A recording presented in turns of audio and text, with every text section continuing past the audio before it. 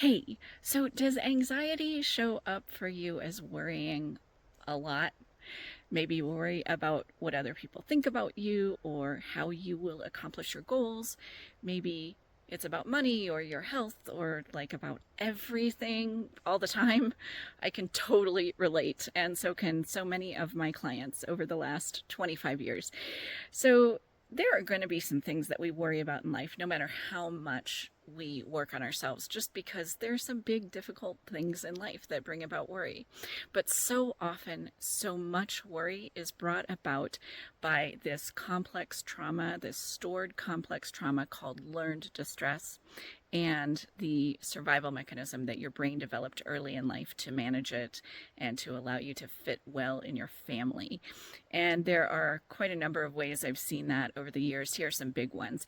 One is that for nearly all of us, maybe all of us, learned distress makes us feel like we need to know how everything's going to turn out, what the end result is going to be. And so when we don't, we worry about that.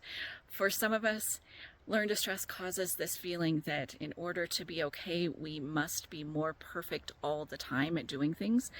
And when we feel like we haven't hit that new perfection bar someday, we worry that everything's going to fall apart, that we're going to fail this time. And to compound that, a lot of us have learned distress that has created a repeating pattern of failure. And so the negative anticipation of another failure combined with the desperate hope that something really will work out well for us this time mashes up and becomes anxiety. So a lot of my clients have come to me and said, I've got to stop worrying because I'm causing things to happen by worrying about them. And that is just not true. It's not true. It is learned distress that is the source of negative situations and patterns in our lives, and also the source of our anxiety and worry. So that's to say that you can stop worrying right now. You can stop worrying about worry. So the cool thing is that you can remove learned distress. And when you do, you are going to have a lower level of anxiety and worry. That's because your core well-being expands to take the place of that learned distress, and you feel more and more like you are okay and that things are going to be okay for you. And you also have more and more good stuff be created by your well-being that happens easily for you. And so you start to get this repeating pattern of good stuff happening, and you start to anticipate that instead of bad stuff happening. So I could give you so many examples of this today, and there's so many things I've seen, like people with repeating patterns of panic attacks, seeing those go away entirely or reduce so much. I've seen people with repetitive obsessive behaviors that are coming from their anxiety reduce or go away entirely. But I'm really thinking about this one client today when I think about worry, who worried a lot about his finances, and he was actually checking all of his financial accounts, credit cards and stuff every single day and balancing his checking every single day.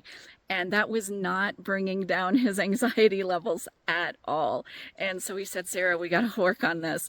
And as we were talking through the learned distress that was causing this for him, I said, you know what I think is going to happen is there's going to be a day where you're not going to even think about your financial accounts for a couple or 3 days. And it's going to be amazing. And he's just started laughing at me. He said, yeah, right. Like that's ever going to happen. But a few months later, he was going through his session with me. And at the very end of the session, he says, oh, by the way, I got really busy with some other things this week, and I did not think about my financial accounts for like 5 days. Didn't check them. I just looked in on them today. Everything's fine. And I got to laugh at that point because it really had happened exactly like I said, except it was 5 days instead of 3.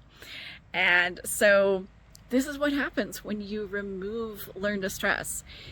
You have these changes in how you feel and how things work for you and how you behave automatically.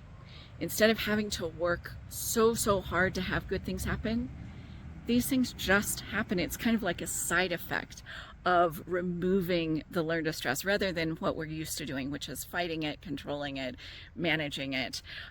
Those good things just happen automatically. So if worry has been a big thing for you, I hope it's been really helpful to hear today about how this can change, because it really can change.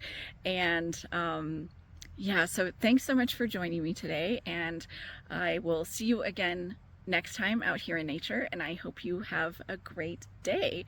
I'm gonna try and show you this bird over here. Can you see it? I don't know if you can see it. Hi, buddy. Hi. Okay. Okay, hope you can see him. Okay, take care. Bye-bye.